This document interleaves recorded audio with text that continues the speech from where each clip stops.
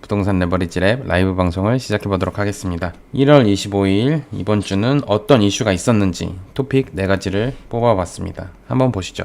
첫 번째, 10월 15일 대책 규제의 역설이라는 토픽이 준비되어 있고, 그 다음으론 1월 말 대규모 공급 대책 발표 임박, 그 다음으로 부동산 가치관 양극화 준비해봤고, 그 다음으론 초강력 대출 규제 및 셧다운이라는 주제를 가지고 와봤습니다.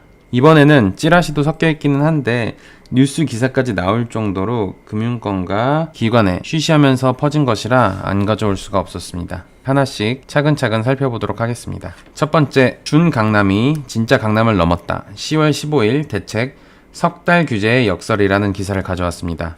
10월 15일 부동산 대책이 용산, 서초, 강남, 송파 4개 구에 그쳤던 규제 지역을 서울 25개구 전 지역과 경기 12개 지역을 추가로 투기과열지구, 토지거래 허가구역으로 지정하면서 이게 오히려 역설적이게도 경기 규제 지역을 투자 가치가 있는 지역으로 인정하게 되어버렸다는 것입니다. 실제로 분석한 결과 수지구 4.25%, 분당구 4.16%로 제일 상승률이 높았고, 경기도 규제지역 12곳 중 11곳은 서울 상승률인 1.92%보다 높았다는 것입니다. 제가 지인에게 들은 내용이 서울 전역이 규제지역으로 묶이면서 오히려 소외받던 서울 지역들이 신분 상승했다. 이번 규제지역 묶인 게 역으로 계급을 나눈 것이다, 이런 소리를 들었다고 하더라고요. 그때도 진짜 그럴 수 있겠구나 라고 하면서 그냥 넘어갔었던 적이 있는데, 제가 스레드를 열심히 하면서 보니까 마용성길 이런 새로운 단어도 요즘에는 이슈가 된다고 해요. 강남 3구를 뒤를 잇는 부동산계의 에르메스, 마용성, 마포, 용산, 성동을 말하는 단어였는데 여기에 이제 기름까지 껴서 마용성길, 동서남북처럼 기름까지 합세하게 되었다고 합니다. 실제로는 마용성이 낮아진 게 아니라 기름이 많이 올라온 거죠. 아파트도 많고 살기는 좋아 보이더라고요. 또한 이런 투자 가치 이유 외에도 기준선을 15억 원으로 잡고, 그 이유는 15억 원 이하의 주택만 대출이 6억 원까지 최대치로 나오기 때문에 기준점을 15억 원으로 잡고, 이 15억 이하의 주택은 15억 원까지 가격을 올리고, 왜냐? 요즘 수요가 엄청 많으니까. 그리고 또 15억 원 이상의 주택은 조금 가격이 하락이 있었다고 합니다. 4억 원밖에 대출이 안 되니 갭의 차이가 너무 많이 나고, 현금 없는 사람은 아무래도 매수를 포기하게 되니 수요가 적어지고, 그러면 가격이 조금 내려가기는 하겠죠. 되게 15억 기준선으로 키높이 위에는 잘라내고 15억 초과는 깔창을 끼고, 이런 그림도 되게 이슈가 됐었습니다. 그러다 보니 이 규제 지역의 선정이 투자 가치의 반증이고, 서울보다 갭이 적은 경기도 쪽으로 투자 수요가 몰리면서 가장 가파른 성장을 하지 않았나 생각하여 봅니다. 아무튼 용인시 수지구, 성남시 분당구, 과천시까지 1, 2, 3 가장 상승률이 컸던 분들, 여기에 주택을 가지고 계신 분들이 계시다면 축하의 말씀을 전하고 싶습니다. 25년 11월 3일부터 1월 12일까지 10주간의 상승률인데, 와, 수지구가 4.25%가 올랐다는 게 엄청 큰 상승률인 것 같아요. 자, 축하드리고 어쨌든 다음으로 넘어가서, 이건 1월 12일 기사인데 이것을 가지고 온 이유는 늦어도 1월 말, 아주 늦어도 설 명절 전까지는 종합적인 주택 공급 대책을 발표하겠다고 김윤덕 국토교통부 장관님께서 기자간담회를 통하여 말씀하신 내용이 이제 1월 말이 다 돼가니까 제가 가져와 보게 되었습니다.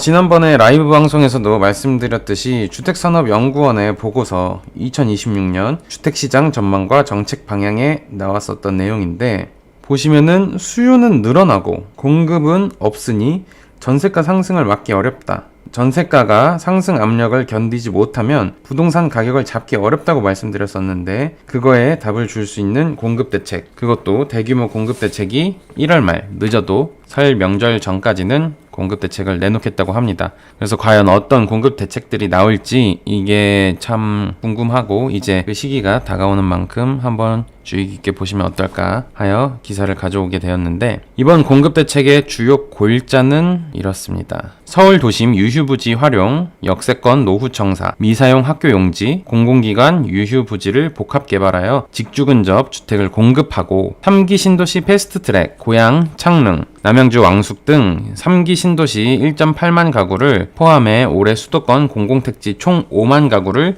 조기 착공하고, 정비사업 규제 완화, 도심 복합사업 일몰제 폐지 및 역세권 용적률을 최대 1.4배까지 상향하여 사업성을 개선하고, 마지막으로 모듈러 주택 도입, 공공주택 매년 3,000가구 이상을 모듈러 공법으로 발주하여 공급 속도 단축하겠다고 합니다. 처음 말씀드렸던 서울 도심 유휴부지 활용의 지역은 이런 도심 내 군부지, 공공기관 유휴부지 등이 되겠고요. 이렇게 공부하면서 제가 또 하나 알게 된 것이 바로 모듈러 공법인데, 설명하고 넘어가자면 쉽게 말해 레고 조립 방식이라고 합니다. 집을 지을 때 콘크리트를 붓고 굳히는 방식이 아니라 건축물의 7-80%를 공장에서 미리 제작한 뒤 현장에서 조립 및 설치하는 방식을 모듈러 공법이라고 합니다. 이게 현대 건축 방식 중 스마트한 건축 기술로 공사기간 단축, 공사비 절감 등 장점이 더 많은 공법이라고 합니다. 과연 이러한 대규모 공급 대책이 이번 주에 나올지 안 나올지 한번 같이 확인해 보시면 좋을 것 같습니다.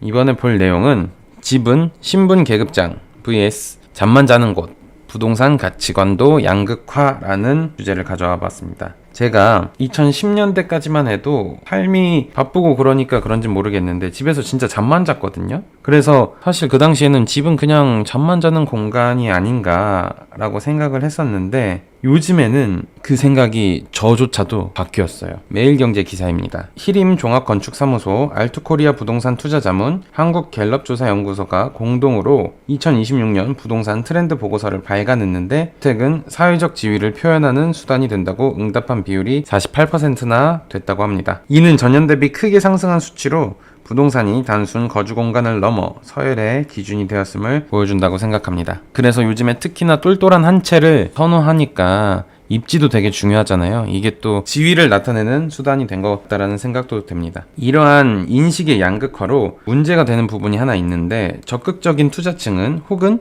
이미 주택을 갖고 계신 유주택자 분들은 대출을 최대한 활용해서 계속 상급지로 가려고 하고 부동산에 관심이 늘어날 수밖에 없는데, 무주택자 분들은 이미 포기하고 집은 그냥 잠만 자는 곳이라며 높은 집값에 질려서 전월세 위주로 생활하며 취미에 투자하는 욜로적으로 구조가 이렇게 될 수밖에 없는 것 같습니다. 저도 이 기사를 보고 스레드에 설문조사를 해봤는데 아무래도 모수가 조금 부족하긴 하지만 집은 사회적 지위 표현 수단으로 바라보는 사람들이 많으셨습니다. 조금 안타깝긴 하죠. 그래도 포기하지 않고 근로소득만으로 계층 이동이 불가능하다라는 인식이 고착화되지 않게 같이 공부해 나가는 사람들이 늘어나면 좋겠습니다. 마지막으로는 뉴시티 데일리의 기사, 주담대 전세대출 초강력 셧다운 임박이라는 내용입니다. 이게 무슨 내용이냐면, 현재 10월 15일 이후 주택담보대출이 15억 원 이하는 6억, 25억 원 이하는 4억, 25억 원 초과는 2억으로 정해져 있었는데, 각 구간별 대출 한도를 감액해서 15억 원 이하는 4억, 25억 원 이하는 2억, 25억 원 초과는 아예 대출 금지한다는 내용입니다. 해당 내용이 아직 기정사실화된 내용은 아니고 찌라시지만 정부가 가계부채 관리와 부동산 시장 안정을 위한 후속 조치로 더 강력한 대출 규제 카드를 만지작거리고 있다는 소식이 금융권과 관과 주변에서 이야기가 흘러나오고 있습니다. 게다가 전세대출 DSR 도입 및 보증한도 축소하고 P2P나 대부업체를 이용한 후 사업자 대출로 갈아타는 이 대환전술, 우회 대출도 적발 시 즉시 기한이익 상실 통보 및 대출 회수 절차에 들어간다고 합니다. 그래서 이것뿐만이 아니라 규제지역 또한 안양, 만안, 구리, 군포, 부천, 동탄, 일산 등이 신규 규제지역 후보로 올라갔다고 하고, 단순히 규제지역을 지정을 넘어서 토지거래 허가구역으로 묶어 거래 자체를 통제하는 초강수가 검토되고 있다고 합니다. 이러면은 진짜로 확실히 더 매도가 어려워지는 게, 대출이 지금도 규제가 많으니까 15억 원부터 25억 원 이하의 매물들은 사실 많이 거래가 안 되고 있거든요. 보여드린 사진을 보시면 아시겠지만 15억 원 이상 물건들, 그러니까 10억 원 이상의 부동산들은 많이 금액이 내려왔어요. 대출도 어렵고, 그 다음에 이제 아무래도 갭을 최소한으로 해서 부동산을 사고 싶어 하는 분들이 많으니까 15억 원 이상의 매물들은 조금 내려왔는데, 15억 원의 이하인, 뭐 11억, 10억 이렇게 하던 부동산들은 계속 이게 수요가 몰리니까 이 가격들이 점점 상승하고 있거든요. 그러다 보니 정부에서도 더 강력한 규제로 이 부동산에 대한 수요를 억누르겠다 이건데, 앞으로 진짜 이뤄질지는 모르겠지만 아무래도 시장에서 주의 깊게 살펴보고 있습니다. 자, 다음으로 넘어가서 이번엔 새로운 코너를 또 준비해봤습니다. 바로 지난주 대출 사례집입니다. 제가 임의로 뽑은 대출 문의 혹은 진행 사례들인데, 이런 것도 되는구나, 아 이건 이렇게 할 수 있구나, 아 이건 조심해야겠네 라는 생각을 여러분들께 전달할 수 있을 것 같아서 정보 전달이 높은 사례들을 몇 개 뽑아보았습니다. 첫 번째는 전세대출 DSR 부결 사례입니다.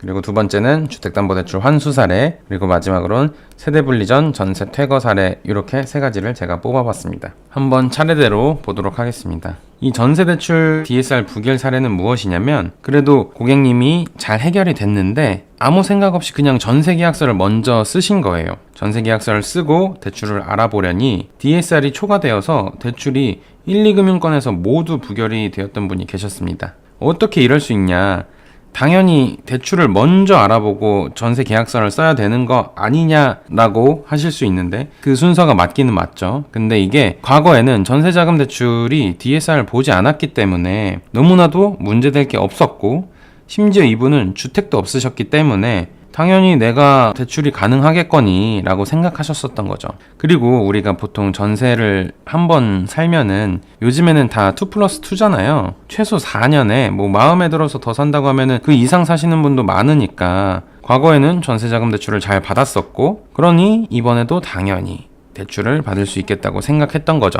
근데 이번에 규제로 인해서 전세자금 대출도 DSR을 계산해야 되고, 1금융권에서는 40%, 2금융권에서는 50% 안으로 DSR이 들어와야 되다 보니까 부담대가 없었는데, 차량 리스가 있었고 또 땅을 갖고 있는 게 있어서 땅 담보대출을 받으셨었던 터라서 DSR이 오버가 돼서 전세대출이 안 되시더라고요. 그러면은 내가 상황에 닥쳤다고 생각을 해보면, 잘못하면은 계약금을 날릴 수도 있잖아요. 뭐 예를 들어서 전세 보증금액이 5억이다. 그럼 5천만 원. 보통 계약금 10%씩 내니까 그걸 날릴 위기에 처해 계셨었던 분이거든요. 그래서 이게 어떻게 해결됐냐? 해결이 되기는 됐습니다. 캐피탈사에서 전세자금 대출을 받았고, 캐피탈사는 전세 보증금액의 85%, 주택이 없으면 DSR을 보지 않기 때문에 캐피탈사에서 진행할 수 있었습니다. 캐피탈사는 당연히 시중은행보다, 이금융권보다 금리가 비싸기는 하겠죠. 비싸다라고 생각하실 수 있는데, 만약에 내가 계약금을 날릴 위기에 처해 있다면 계약금을 날리는 것보다 조금 높은 금리를 쓰는 게 저였어도 맞았다고 생각합니다. 왜냐면은 어쨌든 내가 전세자금 대출을 받아야 되는데, 뭐 시중은행이나 이금융권에서 받는 전세자금 대출 금리보다 캐피탈에서 받는 금리가 그렇게 계약금을 날릴 것 이상으로 비싸진 않아요. 만약에 그 추가되는 전세자금 대출의 금리가 계약금보다 훨씬 크다면은 요거는 계약금을 날릴 것까지 검토를 해봐야 되겠지만, 당연히 그거의 반도 안 되기 때문에 이거는 계약금을 날리기보다는 캐피탈에서 전세자금 대출을 받으시는 게 맞죠. 그래서 어쨌든 간 이분은 다행스럽게도 잘 해결되었습니다. 그래서 제가 말씀드리고자 하는 것은, 이제는 전세자금 대출도 DSR을 꼭 보기 때문에 전세 계약을 하시는 분들이라면 전세 계약서 하시기 전에 DSR 계산해보고, 혹은 전세대출 가능한지 상담 받아보시고서 진행을 하시면 좋을 것 같습니다. 부동산 레버리지 랩 여기 링크 보시면은 상담 링크 있거든요. 여기서 문의를 주셔도 제가 알 수 있는 한 최대한 많이 알려드릴 수 있을 것 같습니다. 그 다음은 주택담보대출 환수 사례입니다. 이분은 제가 해결해드리지는 못했는데 좋은 사례라서 가져오게 되었고, 다행히 이분도 결국엔 지인분의 도움으로 해결은 하셨다고 해요. 이게 무슨 내용이냐면은, 1주택자가 대출을 받아서 보통 집을 매수하시잖아요. 근데 이분이 청약이 당첨된 거예요. 이 청약이 너무나 소중한 기회잖아요. 그래서 계약금을 납부를 했는데, 여기서 중요한 거, 전세대출에서 1금융권은 입주권을 주택수로 보지 않지만 주택담보대출은 입주권도 주택수로 보기 때문에 이게 약정 위반이 돼서 바로 환수 조치가 들어왔습니다. 근데 몇 억이 되는 돈을 어떻게 갑자기 마련할 수 있겠어요. 그리고 기한이익 상실이 되면은 이분 기한이익 상실 되셨거든요. 기한이익 상실이 되면 앞으로 3년 동안 가계자금 대출이 전부 금지가 돼요. 그러면은 이분 청약이 당첨됐다고 하셨으니까 계약금은 이미 납부하셨고 앞으로 중도금도 내야 되고 중도금 대출 받으시려고 했었는데 중도금도 내야 되고 잔금 대출 받아서 이 잔금도 치르려고 했는데 다 못 받게 되는 상황이 생기는 거죠. 기한이익 상실이 돼서. 이게 진짜 굉장히 큰 이슈였는데 중도금, 잔금은 어차피 기존 주택 매도하면서 청약 당첨된 거 이전 등기 쳐야 하니까 문제가 사라졌고 다행히 현 규정상 약정 위반된 것은 은행권에서 대환할 수 없기 때문에 무조건 배부나 P2P 혹은 개인 지인분께 빌려서 해결하셨어야 했는데 다행히도 지인에게 차용해서 잘 해결하셨다고 합니다. 그리고 이분 진짜로 심장이 계속 벌렁벌렁 거리신다고 저한테 연락 많이 왔었거든요. 그래도 다행히 해결하셨고 대부나 P2P를 사용하는 것보다 지인분에게 차용하는 것이 금리 면에서도 그 다음에 본인이 심적으로도 더 좋기 때문에 잘 해결되셨어요. 해피엔딩으로 끝났는데 약정 위반은 굉장히 큰 사유라서 진짜 조심해야 합니다. 전세자금 대출에서도 약정 위반 케이스가 많이 나오거든요. 특히 온라인 플랫폼, 그러니까 토스나 카카오뱅크에서 받으신 분들은 대출을 거기서 진행을 하시다 보면 약정서 쓰는 칸이 나와요. 근데 그거 다 하나하나 읽어보시는 분들이 많이 없으신가 봐요. 그리고 이게 대출 상담사나 아니면 은행에서 직원들처럼 하나하나 설명해주지도 않으니까 안 읽어보고 휙휙휙 넘기는 거죠. 근데 거기에 주택 취득하면 안 된다는 약정을 하거든요. 그러다 보니까 거기서 그렇게 약정을 했는데도 불구하고 주택을 추가로 구매하셔서 환수가 들어오시는 케이스들이 종종 있었어요. 이거 환수 들어왔는데 난 몰랐다라고 하시는 분들 너무 많으신데 대부분 그런 분들 보면은 토스나 아니면 카카오뱅크에서 온라인으로 약정하셨던 분들이더라고요. 근데 사실은 이게 자기가 꼼꼼하게 안 읽어본 거잖아요. 이게 아무리 내가 몰랐다라고 한들 귀책 사유가 본인한테 있기 때문에 이거 무조건 환수 들어와요. 작년까지만 해도 이런 경우 그래도 이금융권에서 나름 전세자금 대출을 진행할 수가 있었어요. 왜냐? 이금융권에서 다주택자에 대한 전세자금 대출도 충분히 가능했었기 때문에 요즘에는 이금융권도 시중은행과 똑같이 1주택자는 2억 원까지, 다주택자는 아예 전세자금 대출이 안 되거든요. 그러니까 이제 이분들이 전세자금 대출로 약정 위반이 돼서 제게 오시는 분들은 똑같이 앞에 케이스처럼 캐피탈에서 전세자금 대출을 도와드릴 수밖에 없어요. 그래서 어쨌든 간 이거 약정 위반 진짜 조심하셔라. 1주택자 분들은 추가 주택 구매할 때 리스크 꼼꼼히 검토해보고서 매수하셔라. 갑자기 전세자금 대출 환수 들어오거나 아니면 주담대 환수 들어올 수 있으니까 조심하고 청약도 조심하셔라 라는 말씀을 드리고자 이 사례를 가져오게 되었습니다. 마지막 사례는 세대분리 전 전세 퇴거 사례였어요. 어떤 사례였냐면은 부모님이랑 자녀랑 같이 살아요. 같이 살고 세대분리를 안 했어요. 근데 부모님도 집이 한 채 있으시고 자녀도 집이 한 채 있는 각각 1주택자인 상황이에요. 이게 세대내로 봤었을 때 세대내 2주택자인데 자녀분이 갖고 계신 주택에 세입자가 나간다고 하는 거예요. 세입자가 전세를 나갈 거니까 전세 보증금을 반환해 달라라고 하는 상황인데 요즘에는 대출이 진짜 자유롭지 못하잖아요. 이분도 세대는 다주택자로 분류가 되어서 1억 원도 대출을 못 받으시는 케이스였는데 다행히도 이거는 제게 오셔서 뭐 조금이라도 아시는 분들은 너무나도 간단하게 처리하실 수 있었을 텐데 이거는 그냥 단순하게 세대 분리만 해서 1세대 1주택자로 세입자 퇴거자금, 전세 퇴거자금을 신청하시면 되는 경우였습니다. 그래서 세대 분리하시고 오셔라 라고 했더니 수월하게 전세 퇴거가 심사도 통과가 돼서 전세 퇴거자금으로 주셨죠. 그리고 요즘에 전세 퇴거자금이 다행히도 풀렸거든요. 어느 정도 금융권에서 풀렸는데 과거에는 진짜 전세 퇴거자금으로 쓴다고 해도 안 됐어요. 예전에는 전세 생활 안정자금으로 주담대 1억까지밖에 안 된다고 그래가지고 아예 진짜 1억까지밖에 안 됐거든요.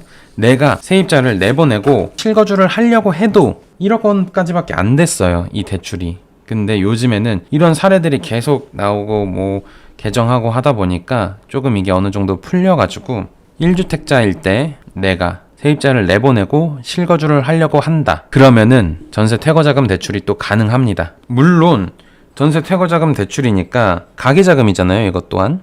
그러니까 DSR에는 들어와야 되고 DSR 1금융권 40%, 2금융권 50%. 이거 무조건 기억을 하셔야 되고, DSR 한도 내에 들어와야 되고, 이 전세 퇴거 자금이 또 재미난 게 뭐냐면은, 자기 자본을 빼고서 내가 만약에 1주택자인데 1주택은 내 갖고 있는 주택은 전세를 주고 나도 어디선가 전세를 살고 있을 거잖아요. 뭐 무상임차를 하는 경우에는 돈이 없겠지만 만약에 전세를 살고 있다. 전세 대출을 80%를 받더라도 내 돈 20%는 있겠죠. 자기 자본을 뺀 나머지 차액만큼만 요즘에는 전세 퇴거자금 대출이 가능해요. 이게 무슨 말이냐? 제가 한번 그냥 임의로 만들어 보겠습니다. 내 주택은 3억 원에 전세를 줬어. 그리고 나는 어디선가 5억에 전세를 살고 있습니다. 그럼 여기서 4억 원이 전세 자금 대출이고 내 현금은 1억 들어간 거잖아요. 그러고서 이제 내가 전세를 내보내고 내가 들어가서 실거주 하는 경우에만 전세 퇴거 자금을 받을 수가 있거든요. 이때 전세 보증금이 3억이라고 3억을 다 대출 신청해서 받을 수 있는 게 아니라 여기에 내 현금 1억이 어디선가 내 현금이 있네? 은행이 이거를 검사한다는 거죠. 내 현금 1억을 뺀 나머지 2억만큼만 대출이 가능합니다. 그래서 만약에 이거 그냥 나 현금 없다고 속이면 되지 않아요? 라고 하시는데 이거 본인 전세계약서 들어오고 그 다음에 여기서도 약정서를 쓰거든요. 요즘에 약정서 많이 쓰는데 이것도 만약에 나중에 본인 현금 있었다는 거 걸리잖아요. 이 2억 원 대출 바로 환수 조치 당합니다. 그것도 기한이익 상실이 될 수 있어요. 그렇기 때문에 전세 퇴거 이 조건으로 가능하다. 그러나 전세 보증금 3억이라고 3억을 다 대출받을 수 있는 건 아니고 내가 다른 데서 전세 살면서 1억 원이 있으면 그 3억에서 1억을 뺀 2억 원까지만 전세 퇴거 자금 대출이 가능하다라고 봐주시면 되겠습니다. 추가로 DSR 이거 가계자금이라서 DSR 한도 내에는 무조건 들어오셔야 되세요. DSR 시중은행 40%, 이금융권 50%. 이 한도 내에는 무조건 들어오셔야 된다. 이게 뭐다? 여러분 전세 퇴거 자금이다. 그래서 이거 다 받을 수 없냐? 전세 보증금액 5억인데 왜냐면은 요즘 대출이 쉽지 않잖아요. 생활 안정자금 1억까지밖에 안 되고 나는 돈 더 많이 필요하고 이게 혹시나 내가 추가주택 혹은 상급지로 갈아타기 위해서 이 대출을 조금 활용하면 안 될까? 아니면 뭐 생활비로 조금 쓰면 안 될까? 아니면은 자녀한테 증여해 주려고 하는데 사용해 주려고 하는데 좀 어떻게 더 안 될까? 라고 하시는 분들 분명히 계세요. 그리고 실제로 많이 만나봤고 전세 퇴거 자금을 마침 가능하니 여기서 전세 보증금액만큼 풀로 대출받아서 요걸로 자녀에게 차용한다거나 아니면은 내 생활비로 조금 쓴다거나 아니면 생활안정자금 플러스 여기에 남은 돈으로 조금 쓰려고 하시는 분들 계신데 이거 나중에 다 약정서 쓰기 때문에 내가 진짜 필요한 금액 이상으로 전세 퇴거자금 대출을 신청하실 경우 나중에 또 다 환수 잡아서 걸리잖아요. 다 환수 조치 된다라는 말씀을 꼭 드리고 싶습니다. 굉장히 조심하셔야 된다라는 경각심을 여러분께 심어드리고자 제가 계속 거듭 강조를 하게 되는 것 같습니다. 제가 추가적으로 요즘 스레드 진짜 열심히 하는데 대출을 무서워하면 안 되는 이유에 대해서 그냥 짧게 추가적으로 한번 이야기해볼까 합니다. 여러 가지 사례들이 많은데 일단 첫 번째로 엄청 부자셨어요. 1년에 6억 원을 상환을 하실 수 있다고 하시더라고요. 627 대출 규제 이전에 제게 오셨던 분인데 그 당시에는 집값의 70% 80% 정도까지 매수 자금이 됐었거든요. 그래서 진짜 고급 주택 너무 마음에 드는 주택이 생겼다고 한 3, 40억 하는 주택인데 거기에 대출 얼마까지 받으실 수 있냐 라고 물어보시더라고요. 그래서 이 정도까지 가능하다 라고 말씀드렸더니 너무 무서우셨는지 자기는 무조건 빨리 갚을 거라는 거예요. 나 이 대출 뭐 3년이면은 그래도 다 갚을 수 있다. 그분이 그랬는데 1년에 한 6억 정도를 상환하실 수 있다는 거죠. 근데 그 당시에는 금리가 계속 내려가고 있었거든요. 왜 혹시 그렇게 빨리 상환하시려는 거세요? 주담대 30년 만기면 30년 동안 원금과 이자를 같이 갚아나가는 거잖아요. 근데 이분의 일정이라면은 3년에 18억을 다 상환해버리는 거였어요.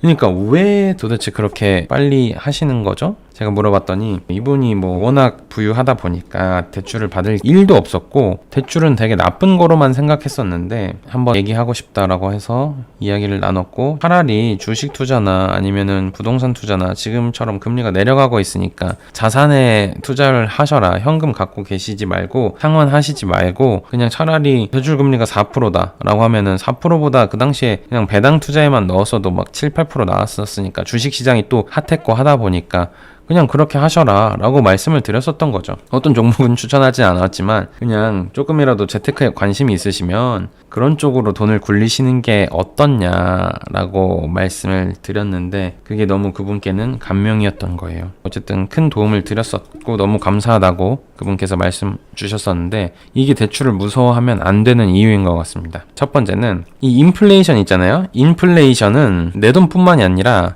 남의 돈에도 해당된다. 대출은 어쨌든 간 남의 돈을 빌려오는 거잖아요. 인플레이션은 이게 구매력이 점점 하락하는 거고, 내가 예를 들어서 10,000원이 있으면 과거에 제가 학교 다닐 때까지만 해도 껌이 500원이었던 것 같은데 지금은 1,000원이거든요. 2,000원짜리도 있고, 지금은 10,000원 가지고 껌 20개 사던 게 10개밖에 못 산다는 거예요. 그러니까 그런 물가 상승, 내 돈의 가치가 떨어지고 구매력이 떨어지는 것은 내 돈뿐만이 아니라 똑같이 남의 돈에도 해당된다는 거죠. 그러니까 내가 지금 5억을 빌리고 계속 이걸 조금씩 갚아 나가는데, 이게 10년 후에 5억과 지금의 5억이 절대 같지 않다라는 겁니다. 지금 그냥 부동산 가격만 생각해봐도 그렇잖아요. 10년 후에 5억 원으로 살 수 있는 아파트가 지금 5억 원으로 살 수 있습니까? 지금 서울에 5억 원으로 살 수 있는 아파트가 없으니 이거는 레버리지는 미리 활용할수록 좋다라는 거죠. 그리고 두 번째는, 이것도 또 다른 케이스였는데 앞으로 말씀드릴 얘기지만, 제가 대출을 아예 모르던 시절에 갭 투자로 500만 원이면 살 수 있는 매물이 있었어요. 당장 수중에 있는 돈이었거든요. 매물 자체가 500만 원으로 접근할 수 있는 매물, 등기 칠 수 있는 매물이 있다는 것 자체가 너무나도 희귀하잖아요. 그거를 그냥 바로 샀었어야 됐는데 왜 못 샀냐? 그 안에 전세입자가 껴있었어요. 갭 투자니까 이게 뭐 예를 들어서 2억 3천이면은 전세 보증 금액이 2억 2,500 정도 됐던 거죠. 그래서 500만 넣고 2억 3천에 하면 되는 거였어요. 근데 아파트는 아니고 빌라였는데, 재개발 노릴 수 있을 만한 유망한 빌라였는데 또 하자가 위반 건축물이 껴있었거든요. 위반 건축물이 대출이 잘 어려워요. 그 당시에는 이거 대출 안 나오겠는데 싶었던 거죠. 세입자가 계속 여기에 10년 동안 살겠습니다 하면은 그 사이에 내가 열심히 2억 2천 모아가지고 이 사람 보증금 돌려줘야겠다라고 할 수 있는데, 그게 알 수 없잖아요. 이 사람이 당장 다음 만기 때 나간다고 할 수도 있었던 거니까 그게 무섭더라고요. 내가 다음번에 전세 반환 못 해주면 어떡하지? 라고 생각이 드니까 이 갭 투자 500만 원에 나쁘지 않은 동네 매물이었는데 이거를 살 용기가 안 나더라고요. 그래서 제가 말씀드리고자 하는 것 두 번째는, 대출을 알게 되면 선택의 폭이 넓어지는 것 같습니다. 예를 들면 빌라에 들어갈 때 위반 건축물 전세자금 대출 어렵거든요. 위반 건축물은 전세자금 대출이 어려우니까 이건 볼 수 없겠다. 아니면은 뭐 이거는 이래서 안 되겠다 라고 선택을 할 수 있어지는 거죠. 모르고 그냥 계약서 쓰면은 그냥 그거대로 어쨌든 간 끌려갈 수밖에 없는 거잖아요. 그래서 제가 드리고자 하는 것은, 대출을 무서워하면 안 된다. 대출을 많이 할수록 선택의 폭이 넓어지고, 그 다음에 레버리지를 이용하면 이게 결국에 인플레이션 해지의 역할도 한다는 거죠. 방어의 역할도 한다는 거죠. 내가 이 레버리지를 일으켜서 당연히 대출을 받아서 소비했으면 안 되는데, 예를 들면은 명품백을 구매한다든지 아니면 술 먹고 노는 데 쓴다든지, 그거는 잘못된 빚이지만 자본을 빠르게 자산으로 바꿔서 어떤 자산에 투자하는 데 이용한 그 레버리지라면은 그것은 결국 여러분들의 삶에 도움이 될 것이다 라고 말을 하고 싶습니다. 혹시 궁금하신 점이나 문의 주실 게 있으시면은 언제든지 열려 있습니다. 성심성의껏 답변을 해드리도록 하겠습니다. 부동산 전문가라기보다는 저는 대출 전문가고요. 부동산은 이제 대출과 부동산은 뗄 수가 없으니까 부동산을 공부하게 되면서 그 공부한 지식들을 여러분과 나누고자 만든 채널이라고 봐주시면 되겠습니다.